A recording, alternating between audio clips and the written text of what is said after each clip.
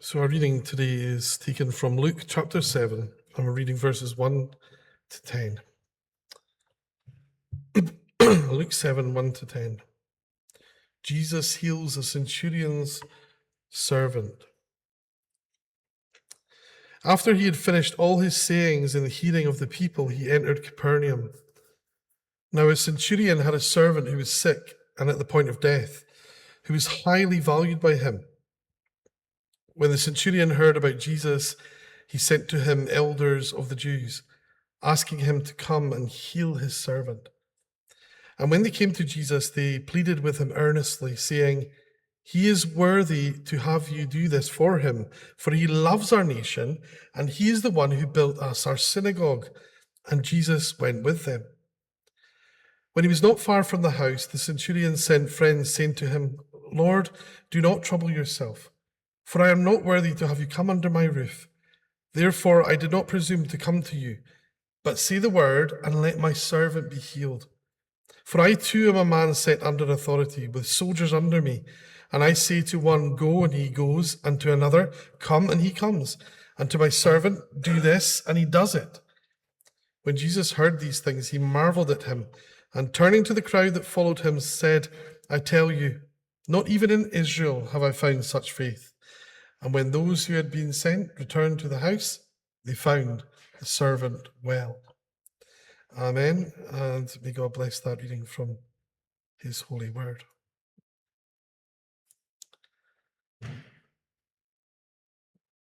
Centurions.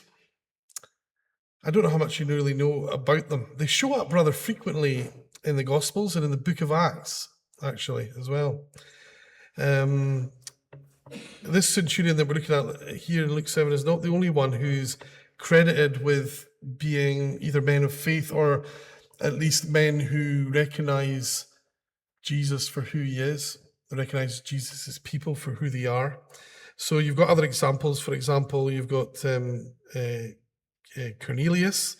He's held up, Cornelius of Caesarea in Acts chapter 10, and he's held up as this man, a God-fearing man with all his household following God, a man who gives generously to people and prayed continually to God. That's how he's described in Acts 10. You've also got, of course, the centurion at the crucifixion, the one who declares, "Surely this man was the Son of God," as Mark puts it, or as Luke records, "Certainly this man was innocent." So at the very minimum, he recognizes there's an innocence in Jesus. At best, he recognizes him as being divine. And then, of course, there's Julius, the centurion in Acts chapter 27. He is one of the Roman soldiers who's given the job of transporting the prisoner Paul to Rome. But he treats Paul with kindness, and he actually intervenes at one point to save Paul's life, effectively. So this centurion of Luke 7 is not the only one who displays faith, but his faith here, we're told, surprises Jesus. How much he really is surprised Jesus knows all things, but he makes the point of letting others know, certainly, that he is surprised that there's something amazing happening here in the life of this man. Now, who were centurions? I said earlier, they were mid-rank in the Roman army. They were in charge of around 80 men. Above them were cohorts. Now, a cohort was made up of 6 centuries of 80 legionnaires. So legionnaires are your sort of low-rank soldiers in the legion, the lowest rank. So you've got 6 centuries with a centurion at the head of each, with 80 men. So each cohort had 400, if you do the maths, 480 men under his command. And he had these 6 centurions who were under his command, who were, as I say, about army captain sort of level, is to give you an idea of their sort of status and their rank. Of course, if you know, then above them were, above the cohorts were legions. 10 cohorts made a legion, and that would be about 10 times, so about 4,800 men. So around about 5,000 men in each legion, and that's how the Roman army organized themselves. Certainly at the time of Jesus encounters the centurion. So anyway, the Roman historian Polybius lists the qualities looked for in centurions. Centurions were to be steady in action, not ones to rush to fight or seek out danger, but when up against it, men who would stand their ground, willing even to die to defend their post. They were men appointed by virtue of their bravery, their loyalty, their character, their prowess in battle. They were held to high standards of conduct and were expected to fight on the front lines with their men. In fact, the centurion's designated place in formation was at the end of the very front row. So there was no shirking, no hiding at the back for them. And as a result, Roman centurions were well paid, and they were held in high esteem in Roman society. And they experienced, of course, on the flip side, high rates of injury and death during war. So it wasn't for the faint-hearted. These were men of much strength and character. But they were influential too in society, a combination of their wealth, they were well paid, and just also their prestige. You know, they were warriors, so they were admired, and so they had a measure of power and they had influence. So no surprise that in the Gospels and in Acts we encounter these centurions. They would have played an important role in the occupying force that was the Roman army, occupying that area of the world and others. But what is surprising is that in the majority of cases, these encounters with the centurions, as I've said earlier, are positive ones. And you wouldn't expect that, would you? You would not expect to find that in that terrorizing, occupying force that was Rome, that was the Roman army at the time. It is somewhat the equivalent of, you know, finding men of faith or men of good men amongst other occupiers from other times. As I said, maybe even in the German army during the 1940s and such like. You would not expect that. You would not expect to find men of that character, men of that ilk. And it does make you wonder. It actually does then begin to make you wonder if there were men, even in that horrible regime that was the Nazi regime, were there men who God began to work on? Were there men who God changed? It does make, I don't know any stories about that, but it makes me wonder, it makes me want to go digging and trying to find out some of those things. Even in that darkest of times, what was God doing amongst some of these combatants, enemy combatants? Anyway, but these centurions, many of them are displayed in positive terms in the New Testament. We've gone through them already. But they all seem to end up responding to Jesus in some way and his kingdom message, and some clearly become men of faith, absolutely. And this centurion in Luke 7 fits that unexpected profile. Why is it so surprising? Because not only is he part of the occupying force, but he's also a Gentile.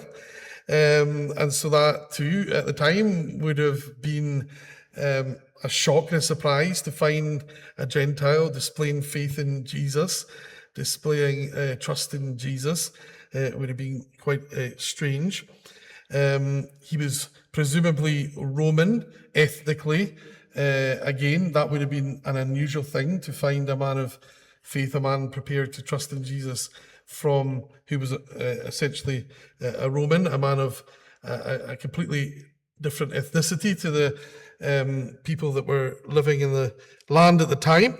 And the whole story truly is remarkable, therefore. You've got this is the most unlikely place that you would think you would find faith in this man, who is there effectively in that land to suppress the faith of the people, to, impress upon them, what's a stronger word than that, force upon them the Caesar worship. You know, the only religion that really counted in Rome was that you worshipped Caesar, and the people would have been made to to do that, to know that that was their top priority, and other faiths were marginalized. They would have maybe been allowed to practice their faith as long as they also paid homage to Caesar. The trouble for the Christians is they're never prepared to do that. That's why the Christians get themselves into such big bother under the occupation of Rome, because they won't bow the knee to Caesar. But others were prepared to do that.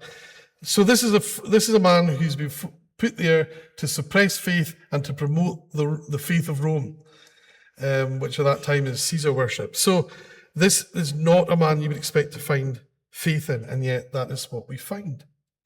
Now, we're not given the specific illness that this servant has, or this slave. The word doulos is the word in Greek. It means slave. Servant is used here in the NIV. I think slave gives more of an accurate description. A lot of these people would have effectively been treated as property. They wouldn't have been viewed by the Romans as people with rights. They were simply property. They were owned by the Romans to serve in their household and do what they were told, and that was effectively it. So we're not told what specific illness this slave has, or servant has.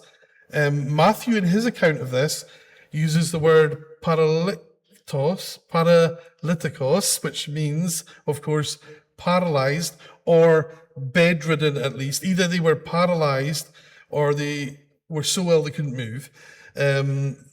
Matthew also refers to extreme pain. So modern scholars think that this could have been something like spinal meningitis, or maybe a severe case of polio, or something like that had actually rendered this person immobile and extremely ill and in pain. Now, it's interesting because the word doulos is used in the early stages, but in verse 7, the Greek, and this is why the New Testament Greek can help us sometimes, because in verse 7, the Greek word switches from doulos to another word, pais or peis, which means child or boy. And I think that that's deliberate, to show the measure of compassion and humanity and affection and love that this Roman centurion had for this clearly a young servant, a young lad. And again, this is unexpected, because I've just said they were normally viewed as property. You know, if your slave died, get another one. It was that heartless. You have to remember, Rome was not a compassionate society. There's stories in Rome of fathers abandoning their children, just chucking them on rubbish heaps and things like that. This is not a society that was filled with Christian love at all. To find such compassion and such love in a man of Rome like this is unheard of. It's very surprising. But this word is used, and I think deliberately, to show that this man cared. This centurion cared about this servant or slave. And in verse 2, there's the word entomos, which used to describe the slave, which means they're valued. And that's not just in monetary terms, but valued as a person. This is totally alien to Roman society and the way that Roman society viewed slaves. They did not care about these people. That they were literally property. You bought them, you sold them. If they didn't do a good job, you got rid of them, whatever.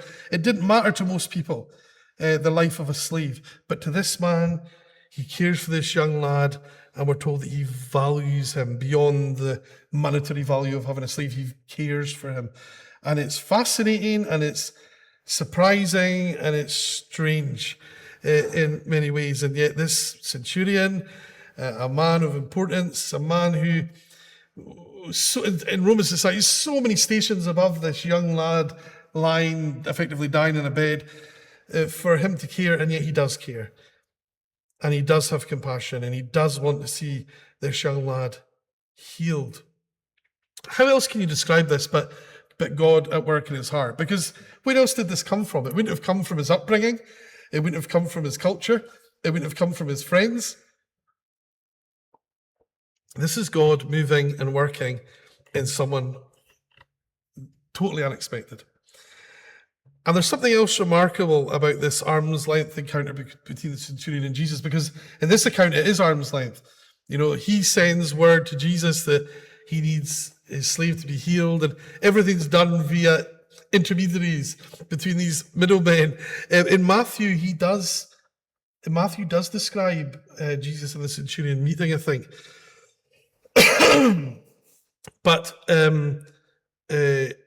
much of the transaction before the healing in Luke's account is at a distance.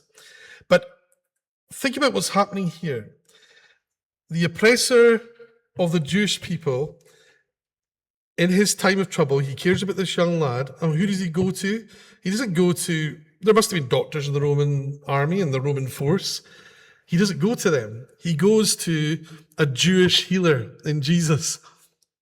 That in itself is completely remarkable. It's completely unheard of. Why would he do that? They must have had some fine physicians in the Roman occupying force, but he doesn't go to them. He initiates a conversation with Jesus, who he sees as, I think he sees as a man of God, maybe even God himself, but at the very base level, he sees him as a Jewish healer who's impactful, who can make a difference. And he sends Jewish elders to speak on his behalf. And even the fact that they're prepared to do that shows that this man treats the people under him in a different way to most centurions. And because they do speak well of him. He sends them and they go to Jesus and they say, this is a good guy. This is a good guy who's helped us. And, we're prepared to speak for him and he needs your help, Jesus. Now, that is remarkable, because you might say, well, has he paid them to say that? Has he bribed them to say that?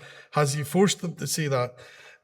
I think unlikely. The reality is normally Jews hated their Roman oppressors. Of course they did. They come into their land, they'd smash things up, they'd kill people, and they were imposing a law upon them, imposing a new faith upon them in a sense. And it'd be highly unusual to find Jewish elders prepared to speak in such glowing terms about a Roman, and that's what they do. They are prepared to do that, and they do that, and they do it in such a way as Jesus doesn't question it. He doesn't challenge that. So you imagine there's truth in it, because otherwise you think Jesus would have said, "No, you're lying. He's not that man." But he doesn't do that. He accepts that. So these are friends of the centurion. So not only does he care for the slave, but he also cares for the people under his control, under his command. The people even that he's told to oppress and sit on and keep down. He treats them like humans. Clearly he does. He's become friends with these people and they're prepared to speak well of him. And that's unusual. This is surprising. All of this is highly surprising. And also the fact that he decides to use that way of getting Jesus' attention. Because a man of his standing could have said, just bring that Jesus to me. He doesn't do that. He doesn't do that at all. He goes and he asks his friends, would you go and speak on my behalf and see if Jesus will help us? He didn't need to do that. He could have said, just drag that Jesus to my house right now. And people would have done it. They would have got hold of Jesus and they would have dragged him down the road. That's exactly what would have happened. This is a man who was used to giving. He says it himself. He gives commands and they're happy. He says to one, go. He says to the, and they go. He says to another, come, and they come. And he says, do this, and they do it. So why not just get Jesus to his house and have Jesus, even if necessary, dragged kicking and screaming to his house? Why not do that? He doesn't do that. And he doesn't do that because he recognizes who Jesus is. And in all humility, he says, I'm not worthy of your visit. In his mind, he's not worthy of Jesus coming to his house. Think about how crazy this is. Think about how unusual this is. These centurions were important men. They were men who would have thrown their weight around. They were men of influence. And here's one bowing before Jesus and saying, look, I'm not worthy. Even displaying humility for a centurion, a warrior like that, to display humility, to display vulnerability in that, is just unheard of. This is just, this whole thing is completely amazing, completely surprising. There's so many elements of this that just in some ways don't make a lot of sense. but they do make sense if you think this is God at work in this man's heart. So in all humility, he requests that Jesus come. He doesn't command it, but he requests. He also recognizes there's power in Jesus, that there's authority in Jesus, that Jesus is sovereign. So he sees a parallel between the way that he gives commands and they get done, and the way that Jesus gives commands and they get done. But he recognizes that Jesus' power is greater than his. And so he approaches Jesus in humility, but he also approaches Jesus in confidence, believing and trusting that Jesus can make a difference. And this is, again, so surprising for a man steeped in Roman tradition, in Roman culture, to bow before another, but also to trust fully in another, and almost to put that Jesus above Rome in his level of trust. It is unbelievable. This is unbelievable. And Jesus responds in amazement to this. As I said earlier, is Jesus really amazed? We know that Jesus knows people's hearts. We know that Jesus knows what's going on before they even open their mouth. But he certainly displays amazement at the centurion's faith. And he says, I tell you what, I've not even in Israel found faith such as this. And then verse 10 tells us that he heals the servant, although we don't get a big narration about how that happens, but we're told that the servant is healed.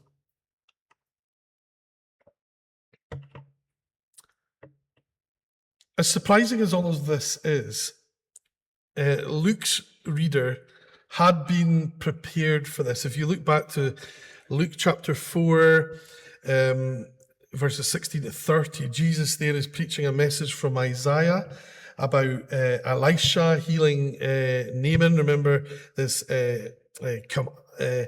commander of the army of Aram, a country that was an enemy of Israel. So you've already got a story being told to the people, or them being reminded of the story of Elisha healing Naaman, which kind of has parallels with this. You've got an enemy commander who Elisha engages with, and who Elisha heals. So the people have been set up for this in a sense. The reader of Luke is maybe not as surprised as if they come cold to this encounter between Jesus and a centurion, because this is what God does. This is who God is, quite clearly. They're reminded of a time when God had worked through an enemy or worked in the heart of an enemy before. And this is just what God does. God brings people out, all the most unexpected people out of the most unexpected places, and seizes them for his own, and makes them his own, and builds them up, and fills them with faith. And Paul's the perfect example of that, of course. He's the arch enemy of the Christians, the arch enemy of the people of the way, the arch enemy of Jesus, who becomes Jesus' greatest champion. And so this is our God. This is what our God does. He is the God who, out of unexpected places, in unexpected people, brings forth faith and action. So Luke's audience are already aware that this is how God chooses to work, in and through people that we least expect.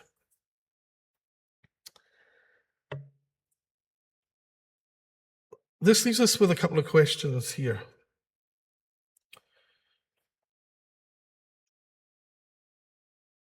The first one is, Jesus found faith in surprising places. But before we get to that, I guess we got to look at it deep in our own hearts and say, that will he find it in you? Will he find it in us? Is it there in us? Do we believe, the way that the centurion clearly did, do we believe that Jesus is who he claims to be? Do we truly believe that? That's the challenge to us this morning, as it often is when we come here to worship Sunday by Sunday. But let's ask ourselves that question first, before we think about where faith might lie in others. Will he find it in us? We always have to be challenged with that question. But also the second question is, where else may faith reside? Are we surprised by this story? I mean, it's hard for us to try and get our minds into the context of the time. We've not lived under occupation. We can't imagine the relationship between occupier and the occupied people, the hatred that must have existed, the oppressive treatment of the Roman regime, the bullying, the theft, everything that must have been going on, just all the horrors of that.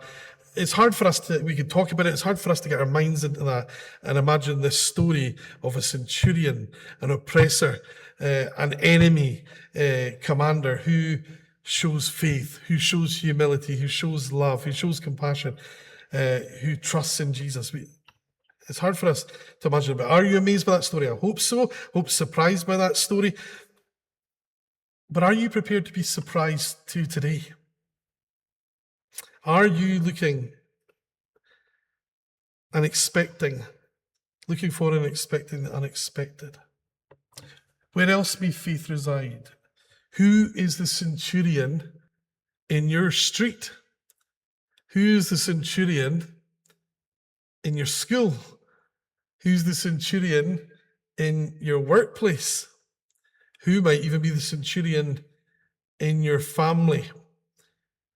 Who might God be working in and through right now as we speak? As we anticipate these young folks coming this week, as we anticipate meeting their parents, what is God doing in their hearts?